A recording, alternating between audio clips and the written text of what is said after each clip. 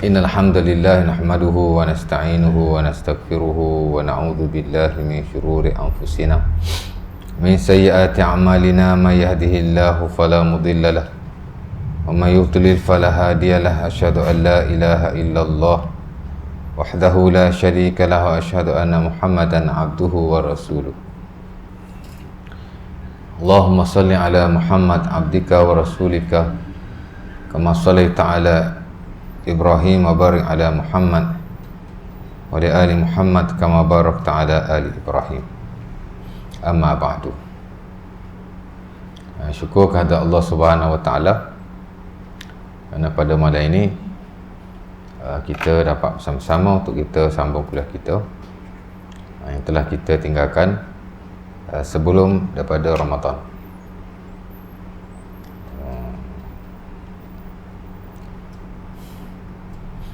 Sekejap nak buka nota. Listen. Nota kawal.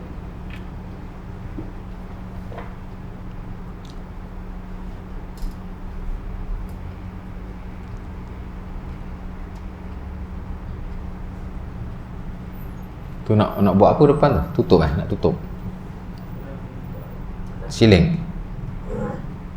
Buat 2 tingkat.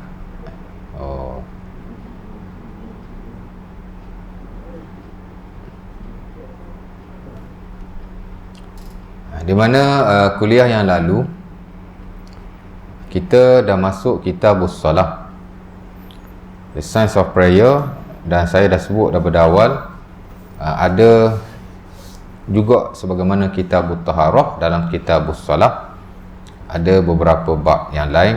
Saya ingat tak kurang daripada 10 atau 11 bab sama dengan at-taharah lah ya. Dan kita dah masuk bab yang pertama hari itu ialah bab apa? Babul azan wal iqamah. Ya. Dan kita dah bincang tentang syurut sihhati al-azan, syarat sah azan. Di mana untuk azan disyaratkan beberapa perkara seperti Islam, berakal, mumayyiz, lelaki, bersuara, seorang sahaja, masuk waktu selain fajar. Itu syarat sah azan. Dan selepas itu kita belajar sunanul azan. Syarat sah ni maksud kalau tak cukup syarat-syarat itu, tak sah lah azan kita. Walaupun ia tidak menjejaskan solat, kita solat tanpa azan pun tak ada masalah di sisi majoriti. Tapi azan itu tidak dikira, tidak berpahala lah orang yang azan, dan kita pun semayang tanpa azan, maka kuranglah fadilatnya ya. Itu saja.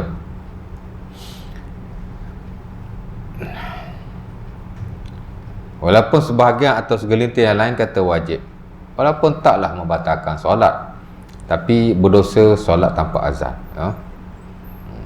Umpama yang distandardkan dalam mazhab Al-Zahiri seperti mana yang dipegang oleh Al-Imam Ibn Hazm Al-Andalusi dalam Al-Muhalla dan pendukung-pendukungnya ya, pengikut-pengikutnya.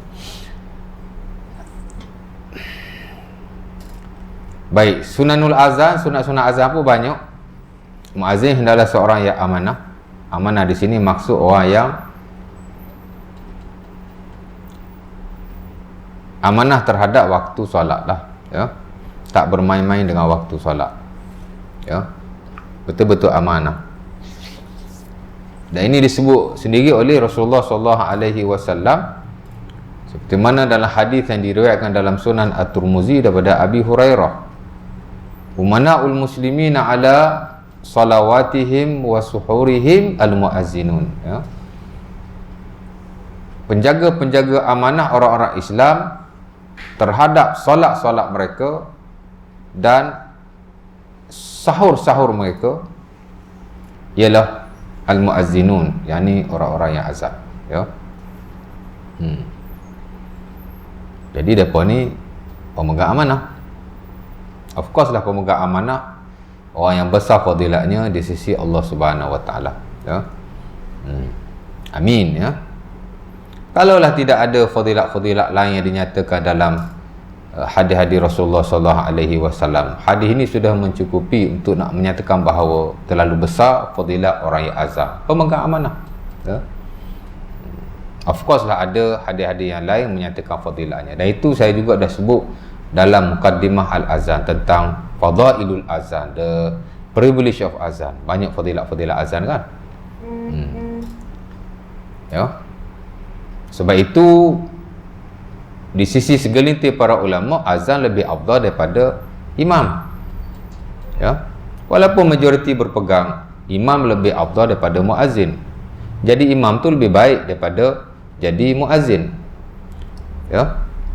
Itu di sisi majoriti, hatta yang standard dalam mazhab Syafi'i dan mazhab-mazhab yang lain. Tapi segelintir tak berpandangan sedemikian. Malah tokoh besar mazhab Asy-Syafi'i, Al-Imam An-Nawawi rahimahullah, seumpama yang beliau tulis dalam matan buku fiqh beliau Minhajut Talibin, dia nyata dengan jelas al-imamah afdal minal azan fil asah. Ha? Qultu al-asah annahu afdal minal imam, minal imamah. Ha? Kata An-Nawawi dalam buku berkenaan,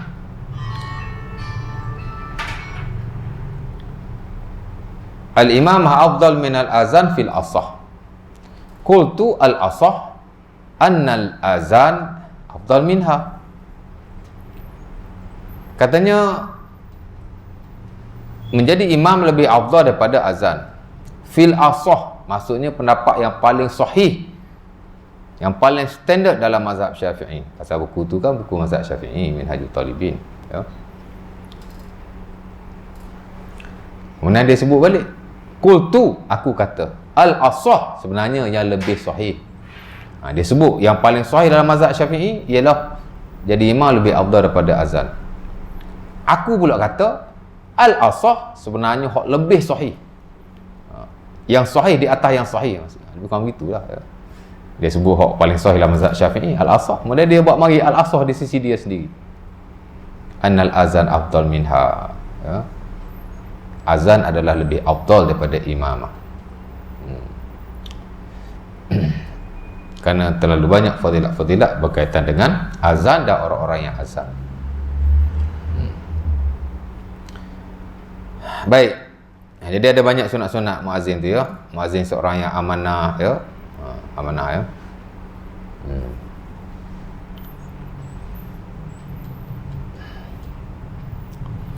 Nabi SAW dalam hadis Abi Dawud daripada Abi Hurairah, baginda berdoa untuk orang-orang yang azan. Allahumma arsyidil a'immah waghfir lil muazzinin. Wahai Allah, berilah petunjuk atau kebijaksanaan kepada imam dan ampunkanlah orang-orang yang azan. Ya. Kata ulama-ulama besar umpama Al-Imam Ar-Rafi'i rahimahullah, Al-Mawardi, dinukilkan oleh Al-Imam Al-Khatib Asy-Syarbini dalam syarah kepada Minhajut Talibin, katanya Nabi minta petunjuk bagi imam. Kerana imam mungkin boleh buat silap, imam mungkin boleh buat salah, imam mungkin boleh zaig. Zaig ni makna melencong, tersesat, terseleweng atau seumpamanya. Sebab tu Nabi doa kepada para imam akan petunjuk. Tapi Nabi doa kepada orang-orang yang azan dengan pengampunan. Of course lah pengampunan lebih besar daripada petunjuk, kata beliau. Ya. Dan mungkin lagi ada dalil-dalil yang lain lah yang menunjukkan bahawa azan itu lebih afdal. Ya. Cuma saya lihat pendapat yang paling pertengahan, dinaskan juga oleh Al-Imam Syafi'i rahimahullah dalam Al-Um. Afdal tak afdal ni kerana imam pun ada kelebihannya yang tersendiri. Ya. Nabi pun jadi imam, Khulafa' Ar-Rasyidin pun jadi imam, dan mereka tak pernah jadi muazzin. Ya. Katanya ada sekali Nabi jadi muazzin. Wallahu ta'ala alam lah. Ya. Jadi terlihat mereka-mereka ini jadi imam, tak jadi Bilal, tak jadi muazzin.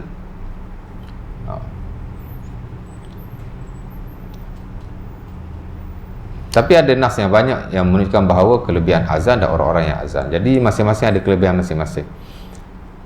Jadi yang pertengahan seumpama yang dinaskan juga oleh al-Imam Syafi'i rahimahullah dalam Al-Um, dinukilkan oleh ulama-ulama Syafi'i. Hatta Asy-Syarbini pun sebut dalam Minhajut Talibin, syarahnya itu. Apa nama syarah Minhajut Talibin Syarbini tu? I'anatut Talibin. I'anah, tak ingat saya, lama tak rujuk. Tapi beliau kata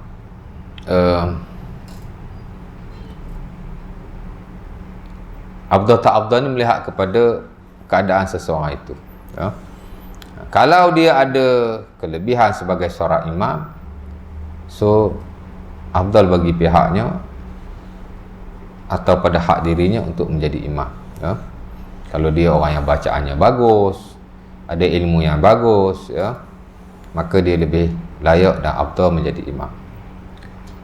Mungkin ada orang yang tak berapa ada ilmu, bacaannya pun tak apa bagus, tapi dia mempunyai suara yang kuat, maka bagi pihak dirinya lebih afdal untuk dia jadi muazzin, ya.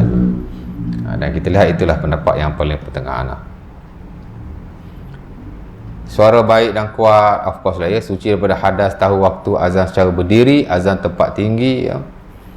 Azan secara berdiri tak wajib di sisi majoriti, walaupun seagama wajib, kan.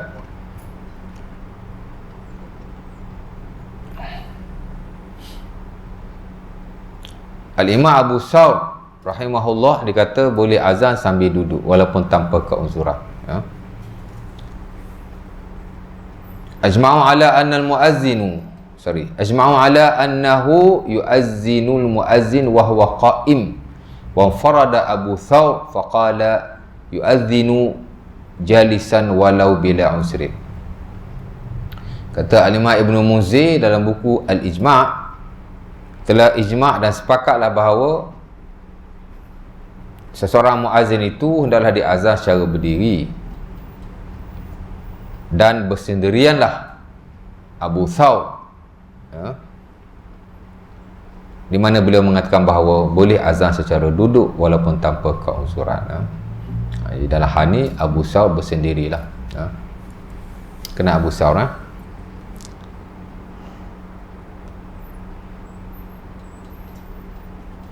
Abu Thawr ni anak murid Al-Imam Syafi'i rahimahullah, bahkan periwayat beliau semasa beliau berada di Baghdad.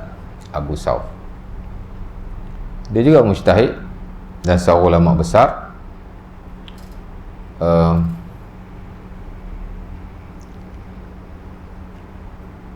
Walau bagaimanapun ada pendapat-pendapat beliau yang tak selari dan tak sama, malah bercanggah dengan Imam Syafi'i rahimahullah.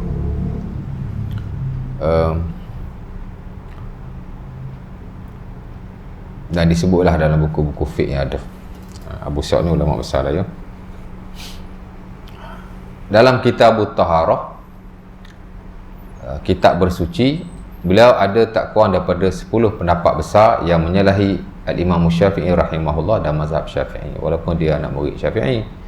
Bahkan dia ulama besar mazhab Syafi'i, walaupun dia mujtahid juga, ya, tapi dia tergolong dalam ulama Syafi'i jugalah, ya. Macam Muzani lah, Imam Muzani anak murid dia juga, ya, tapi Muzani semasa Imam Syafi'i berada di Mesir. Tapi Muzani ada pendapat dia sendiri yang tak sama dengan Imam Syafi'i rahimahullah. Abu Thawr ni macam Muzani lah, ya. Dan perihal anak murid beliau lain semua begitu, ya. Tak adalah ikut aja, kan, itu dia. Macam Imam Syafi'i rahimahullah lah, walaupun dia anak murid Al-Imam Malik, tapi dalam Al-Um banyak juga kritikan beliau ke atas mazhab Maliki. Hatta boleh dikatakan beliau mengkritik Al-Imam Malik rahimahullah sendiri, cuma dia tidak tasrih lah, dia tidak sebut lah nama tok guru dia tu, tapi pendapat itu memang disangka oleh beliau, ya, dengan keras. Adalah beberapa pendapat yang dia agak keras, ya. Syekh Lamin An-Naji rahimahullah karang buku yang bagus, 2 jilid, ya, di mana pengkaji-pengkaji mazhab Syafi'i memang baguslah untuk baca buku beliau.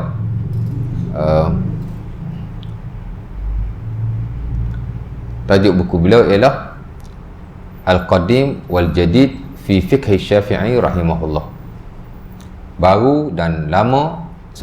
Lama dan baru dalam fiqh Al-Imam Syafi'i rahimahullah. Antara buku bagus lah ya. Saya dulu free memang suka baca buku tu.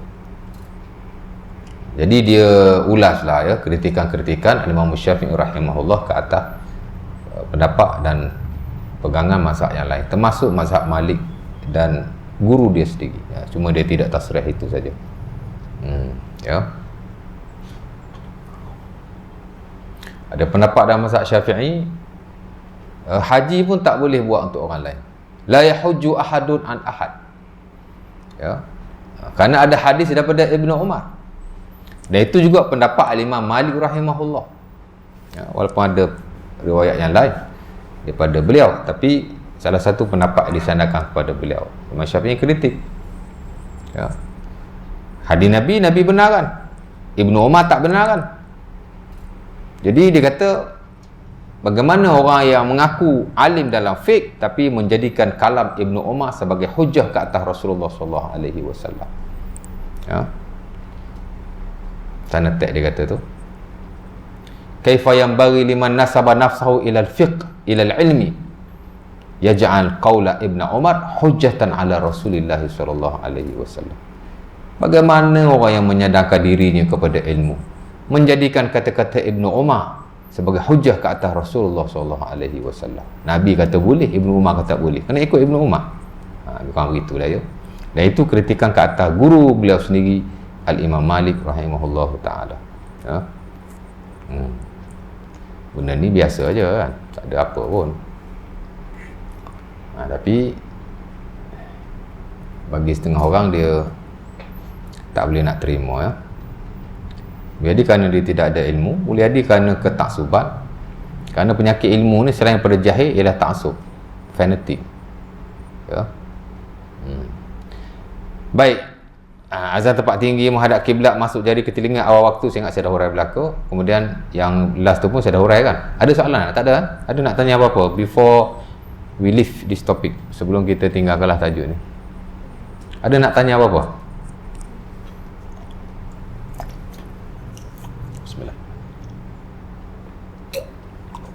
Tak ada tak ada, kita pergi pada bab yang kedua.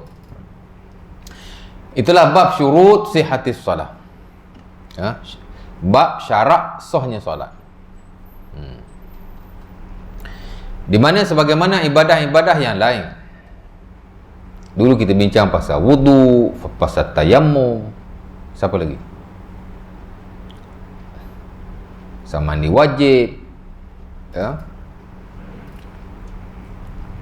Asalkan ia ibadah yang mahdoh, yang absolut, yang ada tata caranya ya, yang diajar oleh Rasulullah satu persatu, in specific. Of course lah ada syarat-syaratnya. Di mana jika tidak memenuhi syarat-syarat ini, maka tidak sah ibadah itu. Nah, ibadah yang tidak sah tidak diterima oleh Allah Subhanahu Wa Taala. Ya. Dan of course lah solat adalah ibadah terbesar umat Islam di sisi majoriti. Walaupun segelintir yang lain kata bukan sembahyang. Ya. Kerana Nabi SAW telah menaskan, antaranya adalah hadis Abi Dawud daripada Thauban. Istaqimu wa lan tuhsu wa khairu amalikumus salat. Wa la yuhafiz ala wudu'in illa mu'min. Kata Nabi, istiqamahlah kamu dan jangan kamu berkira-kira. Ya. Pasal ibadah yang kita lakukan bukan banyak mana pun. Hak wajib banyak mana ya.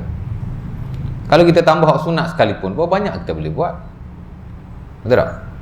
Tak banyak lah. Ya.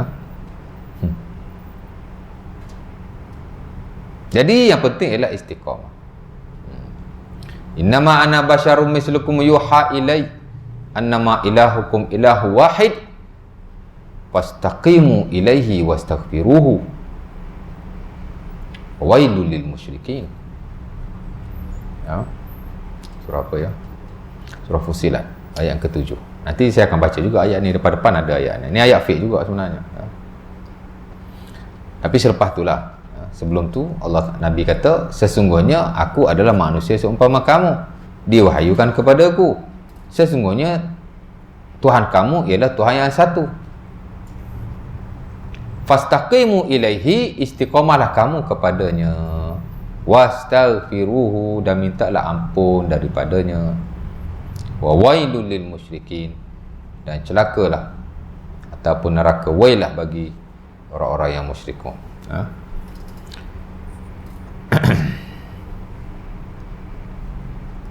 Jadi Nabi kata istiqamah, jangan berkira-kira.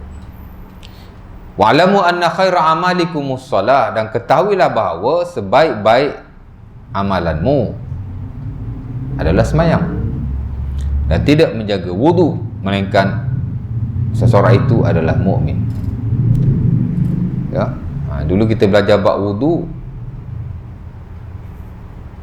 bila kita bincang tentang kita sentiasa digalakkan berwudu, selain daripada hadis Bilal bin Abi Rabah yang saya baca, yang menjadi sebab beliau masuk syurga lebih awal, hadis ni juga adalah satu galakanlah untuk kita menjaga wudu all the times. Wala yuhafiz ala wudu illa mu'min, dan tidaklah menjaga wudu melainkan orang itu adalah orang yang beriman. This is a very important hadis lah untuk kita jaga wudu setiap masa, satu ibadah yang besar. Baik. Jadi majoriti kata sembahyang lebih afdal, walaupun ada segelintir yang kata tidak, dan mungkin lagi ada nas yang lain. Jadi of course lah sembahyang ibadah terbesar. Kalau wudu ada syarat sahnya, sembahyang lebih-lebih lagi lah. Wudu ni untuk sembahyang. Takkan sembahyang tak ada syarat sah solat sedangkan wudu ada, sedangkan mandi wajib ada. Tak logik lah. Baik, dan syarat sah sembahyang ini kita dapati daripada sebahagiannya Al-Quran dan sebahagiannya daripada hadis-hadis Rasulullah SAW, daripada sunnah-sunnah baginda yang sahih, yang sahih. Kerana syarat sah ni melibatkan hukum. Hukum tidak boleh diambil melainkan daripada nah yang sahih.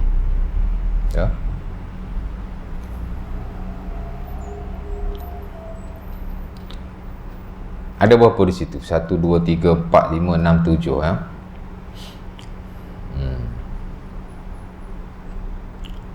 Sebenarnya ada 9 sekurang-kurangnya ataupun 8 tertinggal di situ.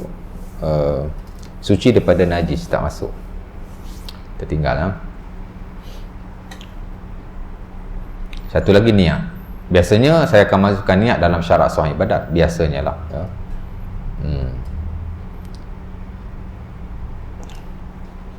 Tapi yang ni saya tertinggal. Dalam wudu dulu niat saya masukkan dalam syarat sah. Yang ni saya tak masukkan, tertinggal dah tu. Baik, syarat sah solat, syurut sihatis solat.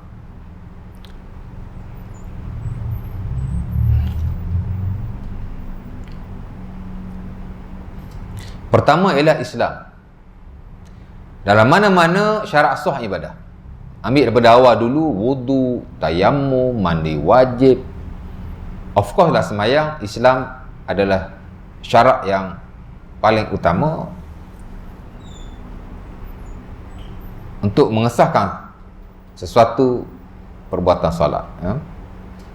Islam, di mana la tasihhu salah min kafir, ataupun la tasihhu salatu kafirin, tidak sah solat seseorang yang kafir. Kafir di sini ialah selain daripada orang Islam lah. Kafir ni ada dua kan. Satu kafir yang betul-betul kafir, satu lagi kafir juga, tapi kafir yang ibadah lah, kafir nikmat, kafir yang ibadah. Orang yang tak taat kepada Allah kafir juga, tapi dia bukan kafir yang kita duk faham. Maksud kafir di sini ialah kafir yang orang yang bukan Islam lah, Tidak sah ibadah orang kafir, mesti Islam. Dan saya dah hurai dulu, antara sebabnya ialah Allah Subhanahu wa taala sebut dalam Al-Quran, antaranya dalam surah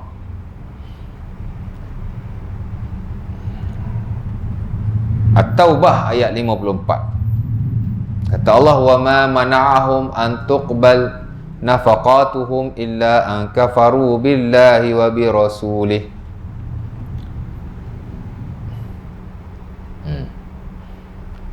Dan tidaklah diterima nafkah mereka, sedekah mereka, pemberian mereka, kerja baik yang mereka lakukan di sisi Allah Subhanahu wa taala, melainkan kerana mereka kufur kepada Allah dan Rasulnya, ya. Siapa-siapa yang kufur kepada Allah dan Rasul, makna tidak Islam lah, tak beriman, maka Allah Ta'ala tidak menerima sedekah mereka, infak mereka, pemberian mereka kepada orang lain. Kalaulah Allah Ta'ala tidak menerima sedekah yang mana ia ibadah yang muta'addiyah, mana ibadah yang banyak manfaatnya, maka ibadah-ibadah khususiyah aula, lebih-lebih lagi, ya. Mungkin kita nak cari ayat Quran, Allah Ta'ala tak terima solat orang kufar, mungkin tidak ada, in specific. Ataupun kita nak cari mana hadis Nabi yang Nabi kata Allah Ta'ala tak terima sembahyang orang kufar, mungkin tidak ada, mungkinlah. Tapi dengan adanya ayat ini sudah memadai. Allah Ta'ala tak terima sedekah orang-orang kufar. Kalau sedekah tidak terima, yang tidak memerlukan apa-apa syarat sah, yang tidak memerlukan apa-apa macam ibadah-ibadah yang khususiyah yang lain. Jadi ibadah khususiyah lebih-lebih lagi lah, kan? Sedekah pun tak terima. Tapi kalau dia pun nak sedekah, kita boleh ambil, kan? Orang kafir tak diwajibkan zakat, tapi kalau dia nak bagi zakat, kita boleh ambil. Harus, malah digalakkan. Tapi di sisi Allah tak berpahala lah. Jadi kata para ulama, termasuk fuqaha dan of course lah usuliyun, jika nafkah mereka tidak diterima, ibadah-ibadah khususiyah aula, lebih layak lagi. Dia panggil, dia guna kias aula, kias aula. Banyak benda yang kita tak boleh dapati secara spesifik. Kias-kias umpama inilah, kan? Allah Ta'ala kata dalam Quran, wala taqul lahuma uffin wala tanharhuma wa qul lahuma qawlan karima. Jangan kamu berkata kepada kedua ibu bapa kamu uffin. Uffin ni kalimah dojar dia panggil dalam bahasa Arab. Uff ni orang Kelantan dia kata juga. Ni macam malah nak layan tak? Mungkin daripada bahasa Arab kot. Mungkin lah, kan? Tapi kalau selain daripada orang Kelantan, saya tak tahulah. Tapi uffin mana kalimah tu dojar, perkataan yang bila kita sebut, bila orang Arab sebut, dia menunjukkan orang tu tidak suka. Bila orang cakap sesuatu pada dia, orang Arab kata macam tu lah. Tak boleh. Jadi kalau benda sesimpel itu pun tak boleh dikatakan kepada ibu dan bapa kita, apatah lagi benda-benda yang lebih besar. Nak maki dia, nak marah dia, jauh lah tak boleh. Nak cari ayat Quran, mana yang larang kita maki mak kita? Tak ada dalam Quran larang lah, jadi boleh lah. Ayat ni sudah memadai. Sama juga dengan tadi, nak cari ayat Quran yang Allah Ta'ala tak terima sembahyang orang-orang kufar, mungkin tidak ada, tapi ayat itu sudah memadai. Itu dipanggil qiyasil aula. Sebab itu syarat hukum selain daripada Quran, selain daripada sunnah, selain daripada ijma', qiyas adalah sumber yang juga berperanan dalam mulakan satu hukum syarak. Bahkan seseorang yang tidak menguasai qiyas tak boleh jadi mujtahid, ya. Itu dipanggil qiyasul aula. Di samping ada lagi lah qiyas-qiyas yang lain, ya. Itu belajar kitab usul fiqh lah. Ada kelas usul fiqh sini? Tak ada? Buatlah kelas usul fiqh, panggil ustaz main ngajar pandai usul fiqh lah.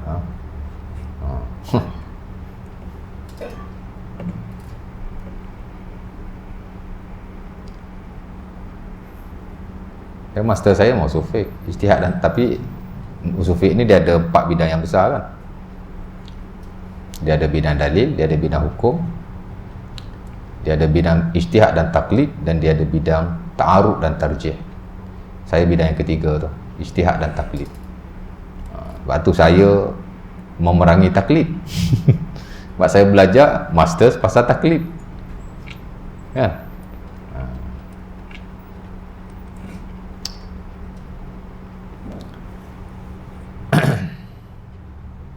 Jadi Islam ya, tidak sah solat mereka, walaupun sebenarnya di sisi syarak mereka wajib melakukan.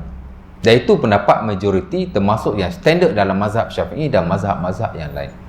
Orang bukan Islam ni dia wajib ibadah, dia wajib sembahyang, dia wajib puasa, dia wajib zakat, dia wajib haji dan ibadah-ibadah yang lain yang difardukan ke atas manusia. Dia wajib.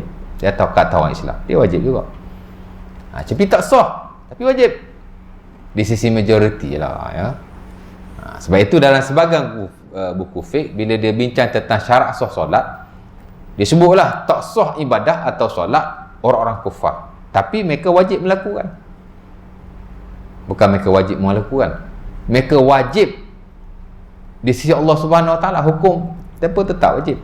Habis tu mereka tak buat, berdosa. Mereka buat pun tak sah, buat pun tak sah, tapi tak buat, berdosa ya. Itu di sisi majoriti ya. Tapi kita tak bolehlah paksa dia orang sembahyang, kerana wajib mereka ialah wajib di sisi syarak, di sisi Allah Subhanahu Wa Taala ya. Tapi kita tak boleh tuntut mereka untuk beribadah. Nak suruh mereka sembahyang atau nak ambil tindakan kalau mereka tak sembahyang, seumpama dia ambil tindakan kata orang-orang Islam, tak boleh. Pasal dipanggil dia ni wajib di sisi Allah, tapi tak boleh dituntut di dunia. Tapi di akhirat mereka tetap akan diazab kerana tidak solat. Mereka tetap akan diazab kerana tidak sembahyang, kerana tidak zakat atas seumpama. Pasal ada ayat Quran, Allah Subhanahu Wa Taala sebut, qalu ma salakakum fi saqar, qalu lam naku minal musallin wa lam naku nut'imul miskin wa kunna nakhudu ma'al khaitin. Ayat ni menjadi sandaran di sisi majoriti para ulama yang kata orang-orang bukan Islam, walaupun mereka tidak sah ibadah mereka dan mereka tak boleh dituntut oleh kita di dunia, tapi di sisi Allah mereka berdosa dan mereka akan diazab oleh Allah Subhanahu Wa Taala. Ayat ni jelas menunjukkan bahawa orang bukan Islam ditanya, kenapa kamu masuk sakor? Qalu ma salakakum fi saqar. Mereka berkata, mereka ni ahli tafsir ada pendapat masing-masing lah ya. Sebahagian kata ahli syurga tanya kepada ahli neraka. Ya. Kalau kita belajar Quran, hadis Nabi, memang ada dialog ahli syurga, ahli neraka ni. Ahli syurga dengan ahli syurga, ahli syurga dengan ahli neraka, dia ada dialog kan. Ada ahli syurga dengan malaikat, ahli neraka dengan malaikat ya. Ahli syurga dengan Allah, ahli neraka dengan Allah, dia ada dialog-dialog tertentu ya.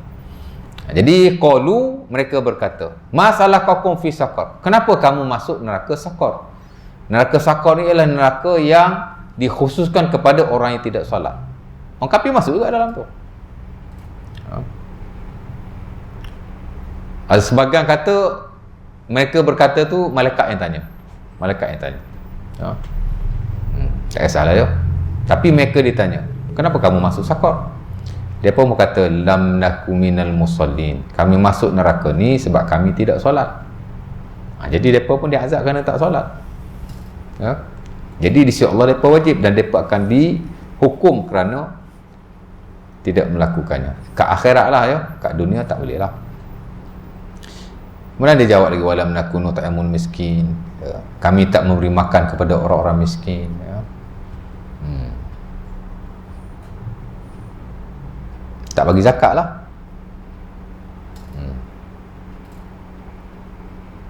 Wa kunna nakhudu ma'al khaitin, kami bersama dengan orang-orang yang batil, orang yang sesat. Sama juga dalam ayat yang lain, tu surah apa tu? Tu dalam surah Al-Mudassir 42, 43, 44 ya. Dalam ayat yang lain Allah Ta'ala kata wa wailul lil musyrikin. Ayat tadi ya, Fussilat ayat 6 dan 7 atau 7 dan 8 tengok balik. Lepas Nabi kata innama ana basyarum mislukum yuha ilai annama ilahukum ilahu wahid fastaqimu ilaihi wastaghfiruhu wa wailul lil musyrikin alladzina la ya'tuna zakah. Dan neraka wailah bagi orang-orang musyrikin kerana mereka tidak menunaikan zakat. Jelas kan? Sebab tu majoriti berpendapat sedemikian. Ya. Dan itu yang lebih rajih sebenarnya, lebih kuat lah. Pasal ayat tu jelas. Habis tu orang kafir ni masuk banyak neraka. Neraka Jahannam masuk, neraka ni masuk. Yes, according to the verses of Quran. Apa masalahnya? Orang Islam pun boleh masuk banyak syurga kan? Kita hanya beriman lah. Perihal akidah ni sebenarnya tak boleh question banyak-banyak. Tak boleh kan? Zahirnya begitu. Yes, beriman je. Apa masalah? Baik. Jadi Islam ya, jelas lah ya. Dalam surah Az-Zumar ayat 65.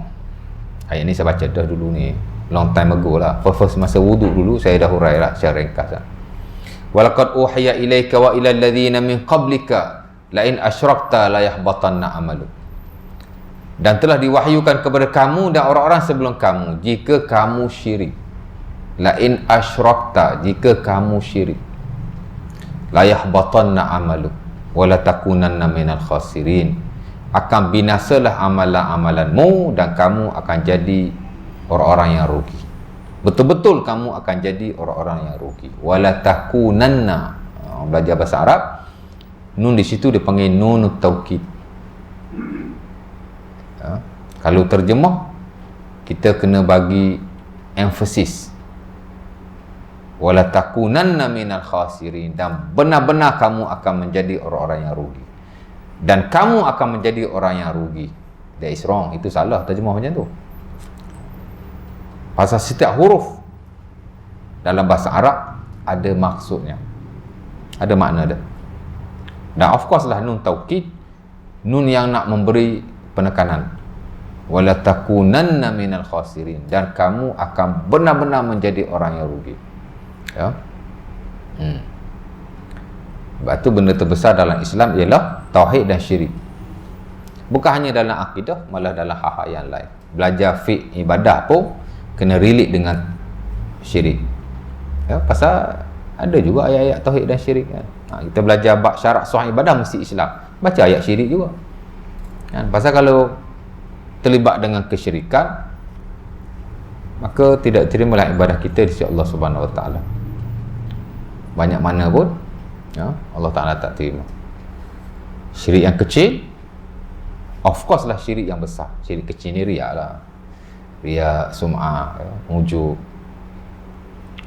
Syirik yang besar, itulah kan? Sembah selain Allah, minta selain Allah, bergantung kepada selain Allah, sumpah selain Allah. Apa lagi? Syirik ini ada 9 usul yang besar, 9 induk yang besar ya. Syirik bukan hanya sembah selain Allah, ada lagi 8 usul yang besar.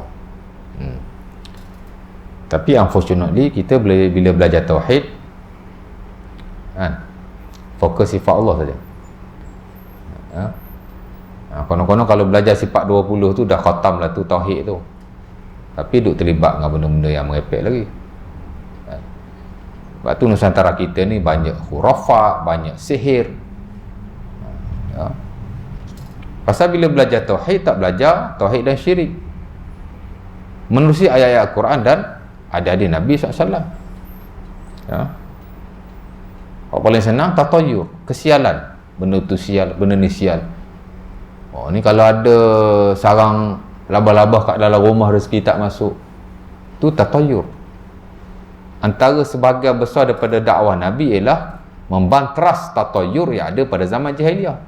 Mai-mai kita orang Islam duk buat balik benda tu kan. Sikit-sikit rezeki tak masuk, sikit-sikit tahu? Itu dipanggil tatayur, konsep-konsep kesialan. Orang Melayu kan itu tak boleh, ini tak boleh kan? terbabit dengan kesialan. Mak saya cakap apa ya? Tak ada kena-mengena kan.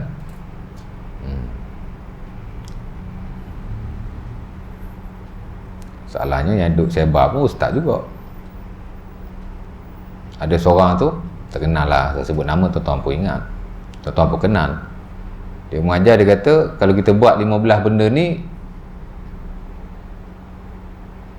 akan menyempitkan rezeki. Dia sebutlah satu-satu. Benda merepeknya tu lah.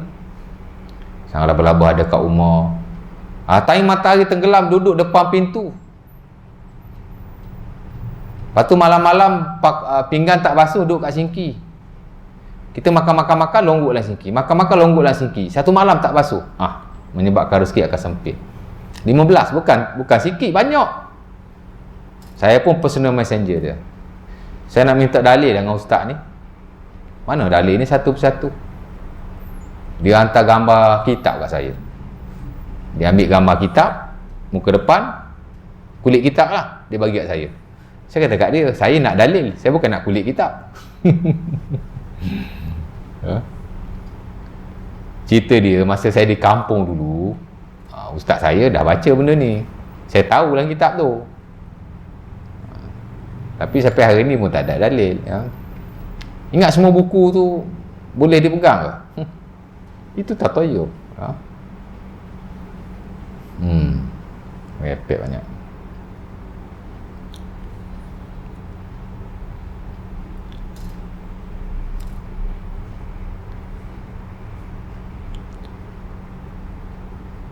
Isyarat. Islam jalan dulu. Ada nak tanya apa-apa? Sebab itu ialah kan, bila kita berhati-hati dalam soal kesyirikan, orang akan kata kita orang akan kata kita syirik fobia. Yes, syirik fobia. Memang kita syirik fobia. Ya. Sikit-sikit syirik. Yalah, kalau ada asalnya benda ni boleh bawa kepada kesyirikan, kita tinggalkanlah. Kalau orang nak kata syirik fobia, kita kata yes, syirik fobia. Lebih baik daripada syirik fobia daripada kita open dalam hal-hal yang bawa kepada kesyirikan. Betul tak?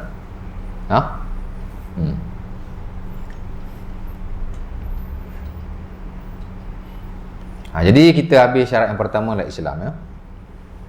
Di mana syarat ibadah, especially solat, mesti Islam lah, ya. Kalau orang bukan Islam, of course lah dia tidak sah secara zahirnya. Kita nampak orang bukan Islam semayang kan. Tapi kalau dalam mazhab Hanafi, kalau orang bukan Islam ambil wuduk, dia dah jadi Muslim. Tapi di sisi majoriti tidak. Di sisi mereka, kalau orang bukan Islam semayang, kalau cukup tata caranya, dia boleh jadi Muslim. Tapi majoriti kata tidak, ya. Kerana dia tidak sah solatnya. Kalau dia wuduk pun tidak sah. Kita dah bincang dulu, ya. Tapi yang kita takut ialah kita semayang tapi dengan sebab ada kesyirikan, maka tidak juga diterima oleh Allah Subhanahu Wa Taala dalam keadaan kita tidak tahu. Kalau orang bukan Islam semayang, kita tahulah dia tidak diterima kan, sebab dia non Muslim. Tapi kalau orang Muslim semayang, ya, dalam keadaan telah terbatal imannya dan Islamnya, dia juga tidak diterima oleh Allah Subhanahu Wa Taala. Cuma kita tak bolehlah nak kata ibadah dia tidak diterima kan. Kita tak boleh mengeluarkan seseorang daripada Islam melainkan melalui proses qada. Dia mesti masuk mahkamah, ya. Mesti digazetkan. Bukan senang. Nak masuk Islam senang, nak keluar Islam senang juga sebenarnya. Boleh berlaku dengan i'tiqad, kata-kata, ya. Seorang boleh menjadi kafir sekadar mempersendakan Islam. Tapi kita nak kata dia kafir susah. Mesti melalui proses kehakiman. Kita kena tahu dia kata tu macam mana, one by one. Mesti disiasat, ya.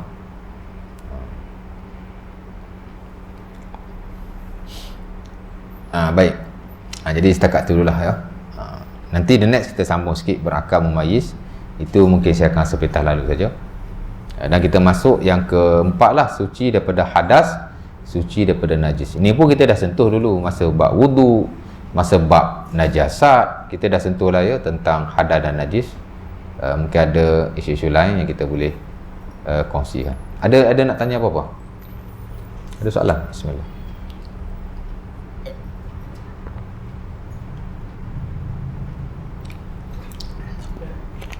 Itu yang solat tu Islam solat kan. Aha. Kalau dia pakai kan dia tak niat kan. Solat ada Islam tu bersyahadah kan. Ada solat tu ada bersyahadah. Bersyahadah tu. Itu saya kata. Majoriti kata kalau dia semayang, walaupun dalam semayang ada syahadah, tidak sah solat dan syahadahnya. Dia kena bersyahadah juga, bukan semata-mata semayang. Dia tak ada Muslim hanya dengan semayang. Itu di sisi majoriti. Tapi kalau kita ikut sebagai ulama yang lain, umpama yang standard dalam mazhab Abu Hanifah, seseorang itu boleh jadi Muslim dengan dia melakukan ibadah-ibadah yang ada dalam Islam. Bukan hanya semayang yang ada asyhadu an la ilaha illallah wa anna muhammadar rasulullah. Kalau dia wudu jadi Muslim. Tapi segelintir lah ya, dia tidak dimuktamadkan di sisi majoriti dan ulama-ulama yang lain ya. Mana dia tak ada Muslim sekadar melakukan ibadah ya. Tapi sebahagian sebenarnya Al-Imam Al-Baijuri rahimahullah dalam Tuhfatul Murid. Tuhfatul Murid ni syarah kepada Jawharah Tauhid. Dalam ilmu kalam ba'aqidah tu, buku tu induk Asy'ariyah tu ya. Dan beliau adalah seorang faqih di Mesir. Dia ni Syekhul Azhar di Mesir dulu lah, 200 years ago ya. Saya suka juga baca buku beliau ya. Dalam Tuhfatul Murid beliau membahaskan tentang bagaimana seseorang itu masuk Islam. Bagaimana seseorang itu masuk Islam ya. Majoriti kata tak masuk Islam melainkan dengan syahadah. Melainkan dengan syahadah. Dan syahadah tu mesti dua syahadah. Asyhadu an la ilaha illallah yang disebut sebagai syahadatul uluhiyah. Yang kedua ialah wa asyhadu anna muhammadar rasulullah. Wa asyhadu anna muhammadar rasulullah yang disebut sebagai syahadah nubuwah ataupun syahadatul risalah. Mengaku Allah sebagai Tuhan, mengaku Nabi sebagai Nabi. Ya. Hak ni sepakat para ulama. Bukan majoriti. Siapa-siapa yang kata asyhadu la ilaha illallah wa asyhadu anna muhammadar rasulullah, Islam dah dia. As long as dia tahu maksud dah dia faham apa yang dia baca. Dalam bahasa Arab. Dan dia tahu maksudnya. Sepakat ulama memang dia Muslim. Tapi boleh tak dia masuk Islam dengan selain daripada dia bersyahadah? Hatta kalau dia syahadah pun, kalau dia tak kata asyhadu, Islam tak dia. Dia kata la ilaha illallah muhammadur rasulullah. Sebab kata yes, sebab kata tidak. Ataupun dia sekadar berkata la ilaha illallah, Muslimkah dia? Sebagian kata tidak, sebab kata ya. Adalah dalil-dalilnya hadis Nabi, kana akhiru kalamihi la ilaha illallah dakhalal jannah kan. Siapa yang akhir kalamnya la ilaha illallah masuk syurga. Nabi tak sebut Muhammadur Rasulullah, Nabi sebut la ilaha illallah saja. Maknanya nak masuk Islam memadai dengan la ilaha illallah. Jadi dia kata sebagai kata ya. Tapi hak syahadatain tadi sepakatlah memang Islam. Tapi selain daripada itu, dia tak sepakat. Banyak, bukan dalam sekadar lafaz syahadah saja. Kalau dia tak kata asyhadu, Islam tak dia.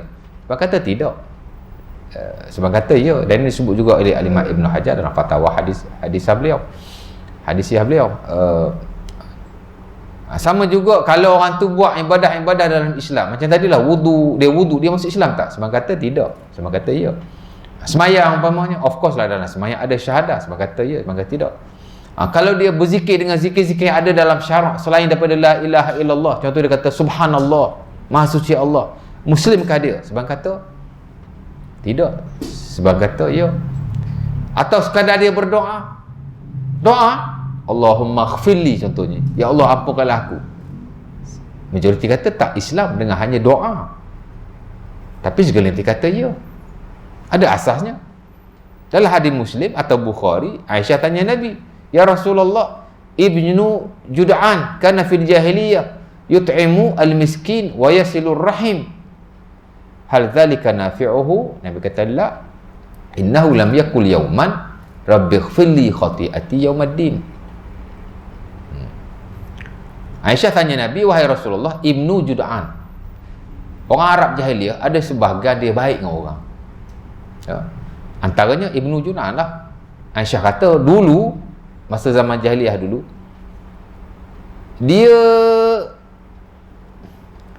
bagi orang miskin makan, dia menghubungkan silaturahim, dia ada good relationship dengan orang, termasuk dengan orang-orang Islam. Hal dzalika nafi'uhu, bermanfaat tak kepadanya? Nabi kata la, tak. Innahu lam yaqul yauman rabbighfirli khati'ati yaumaddin. Sebab sepanjang hidup dia tak pernah berkata, wahai Tuhan, ampunkanlah aku pada hari kiamat. Kalau dia kata begitu, nescaya dia akan tidak diazab oleh Allah Subhanahu Wa Taala. Akan bermanfaatlah kebaikan yang dia lakukan. Dengan arti kata lain, akan muslim dah dia. Sebab tu sebab kata dengan doa pun boleh masuk Islam. Hadis itulah. Kemudian dia bahas-bahas, hatta ada sebagian ulama kata bukan hanya syahadat, bukan hanya ibadah, bukan hanya zikir yang dibaca, bukan hanya doa. Kalau dia ada keyakinan saja bahawa Allah adalah Tuhan yang Esa, sudah memadai. Dan depa yang kata boleh menjadi Muslim dengan sekadar ada keyakinan, walaupun tak lafaz. Of course lah, majoriti kata kena lafaz, kena syahadah, kena ikrar bil lisan. Kita belajar iman kan, iman ni ialah ikrar bil lisan. Tapi sebagian yang kata tidak, cukup dengan sekadar meyakini Allah sebagai Tuhan yang Esa, tidak ada Tuhan yang lain. Mana tahu dia bukan Islam, of course lah dia terlibat dengan kesyirikan. Tiba-tiba satu hari tertik dalam hati dia, aku yakin Allah Ta'ala Tuhan yang Esa. Dalam hati tau, mulut tak sebut, ada keyakinan saja. Dia menafikan seluruh kesyirikan. Dalam hati dia hanya yakin pada Allah, mulut tak sebut, apa benda tak buat lagi. Sebagian ulama kata dia sudah jadi Muslim. Mungkin orang tak boleh nak gazetkan dia sebagai Muslim, tapi di sisi Allah Subhanahu Wa Taala dia adalah Muslim. Dan mereka pun ada asasnya, ya. Hadis yang diriwayatkan oleh Uthman bin Affan, man alima annallaha haqqun dakhalal jannah. Hadis apa ya? Muslim ke? Saya tak ingat, nanti saya mahu balik. Nabi kata sesiapa yang mengetahui, yakni dia yakin, dia percaya Allah Ta'ala adalah hak, adalah benar, Tuhan yang Esa, ya, maka dia akan masuk syurga. Dan dia hadis yang sahih. Jadi ada perbahasan itu. Nak cerita gitulah ya. Jadi bukan hanya ibadah saja, semayang. Kata semayang dia masuk Islam kot, pasal semayang ada syahadah. Maknanya bukan sekadar syahadah, ada benda-benda lain yang boleh jadikan seseorang itu Muslim menurut perbahasan para ulama, berasaskan kepada nas-nas yang ada, ya. Jadi dalam hal seumpama ini kita kena tengok fuqaha membahaskannya, tapi tak detail lah. Macam dalam hal ni dia sentuh-sentuh gitu saja. Tapi dalam buku-buku akidah memang dibahaskan. Jadi semoga kita ada idea lah. Begitulah keadaan. Ulama sepakat syahadatain masuk Islam. Tapi selain daripada syahadah, mereka tak sepakat. Sebagian kata ya, sebagian kata tidak. Dan dalam hal-hal yang tidak sepakat, yang tidak jelas, urusannya semua kembali kepada Allah Subhanahu Wa Taala. Allah Taala itu Maha merahmati. Kita tak tahulah. Kan? Mungkin zahirnya dia non-Muslim, tapi dalam hati dia ada keyakinan Allah Ta'ala itu Esa, kan? Dia dah berhenti daripada melakukan kesyirikan, cuma dia tidak lafaz. Boleh hadir di sisi Allah dia telah Muslim, boleh jadi, Allah Ta'ala alam. Mungkin kita tak boleh nak gazet dia sebagai Muslim, tapi hakikatnya di sisi Allah mungkin dia telah Muslim, Allah Ta'ala alam. Cuma kita bincang ni sekadar fiqh je lah, kita cakap kan tadi. Sebab memang secara fiqhnya ibadah mensyaratkan Islam, ya. InsyaAllah ta'ala. Ada soalan lagi? Tak ada ya? Kalau tak ada, kita berhentilah setakat ini dulu. Aku liqauli haza wa astaghfirullahalazim li wa lakum. Assalamualaikum warahmatullahi wabarakatuh. Kita tangguhlah majlis kita tazkirah kafarah surah Al-Asr. Bismillah.